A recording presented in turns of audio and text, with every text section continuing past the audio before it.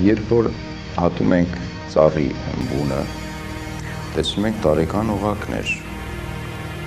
Դրանք ծառի յուրաքանչյուր տարվա ապրած, տեսած, զգացածի մնայուն վիճակն է։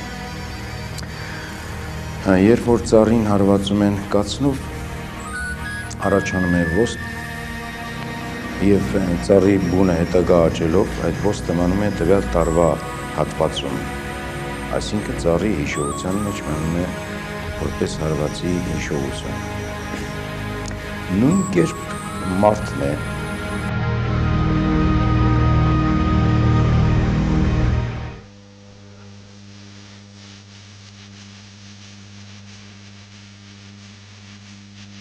այդ պտույտների ընթացքում մարդու ապրած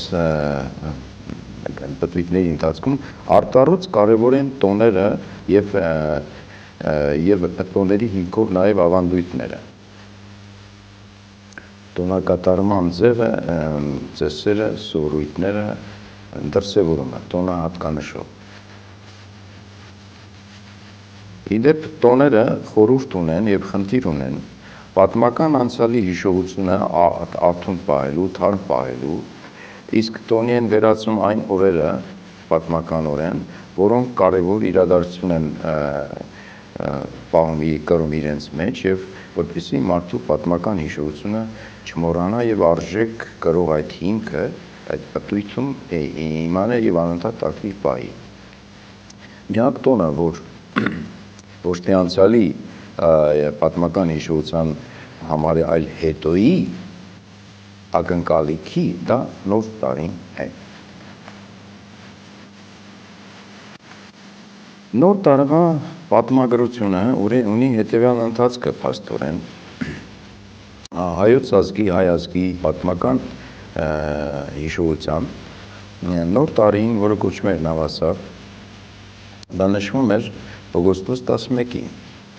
Դա այն օրն է, երբ որ Հայկը Բելին, այսինքն բնագրում Բիլին, սպանեց, որովհետև հայկյան հայ ազգը, հայկի ղեկավարությամբ խնդիր էր տրված, որ դառնա հեթանոս, ոչ թե հեթանոս, այլ անաստված։ Դառնա անաստված և ընդունի բաբիլոնյան Աստծո դեմ հասարակարգի օրենքները և կացութաձևը։ Հայկը ընդվզեց և այդ ընդվզումը փաստորեն դարձավ հայկյան հաղթանակը դարձավ հայոց տարեգրության սկիզբ։ Եվ Հայկ Նահապետը անվանեց նոր տարին նավասարդ։ Արմատը նավն է։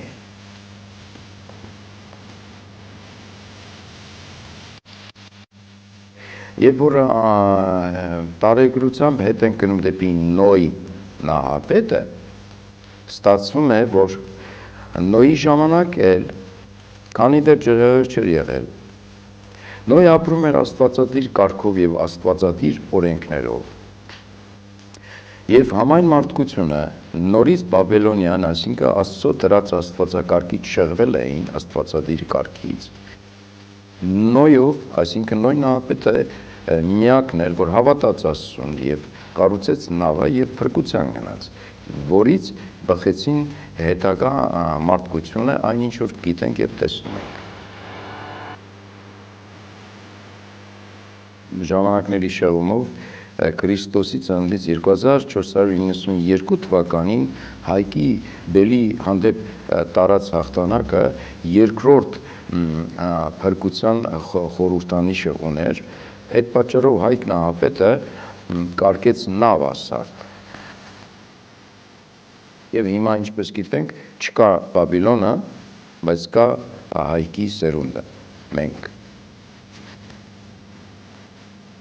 Տարեգրությամբ, երբ որ գալիս ես դեպի քրիստոնեությունը,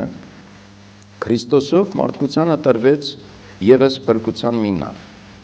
Աստծո կողմից, Հայր Աստծո։ Այսինքն Քրիստոս եկավ, ասեց ու գնաց։ Աստծո որդով տրվեց աստվածադիր կարգը, սկզբունքները, օրենքները եւ ասեց այս կերպ պետք է ապրեք։ Հայ ազգը ինչ կերպ Նոյը, ինչ կերպ Հայկ Նահապետը, ամբողջ հայ ազգը որդեգրեց դա, քանի որ հայ ազգը ապրում էր քրիստոնեության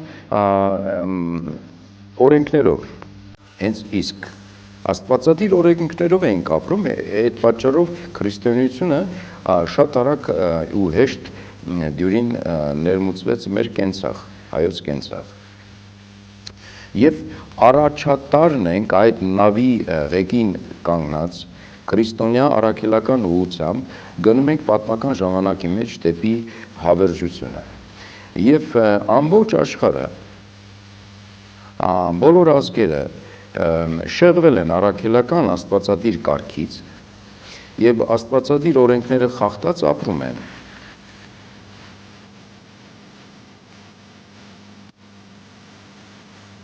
Եվ ինչպես գիտենք, արևմտյան ժողովուրդները նոր տարին եւ Սուրբ Ծնունդը նույնացրել են դեկտեմբերի 25-ով։ Դեկտեմբերի 25-ը պատմականորեն մինչ քրիստոնեությունը եղել է աշխարհագրական նոր տարվա սկիզբ, այսինքն երբ որ օրերը սկսում են երկարել տարվա, չէ, պատմականորեն եղել է նոր տարի եւ հզոր մեծ տոն են ունեցել բոլոր ազգերը արևմտյան, ամեն դեպքում կաթոլիկ հատվածի, այս կերպ ասենք, դավանանքի տեսանկյունից, եւ որպեսզի նախորդ տոնը ծածկվի, մերժվի,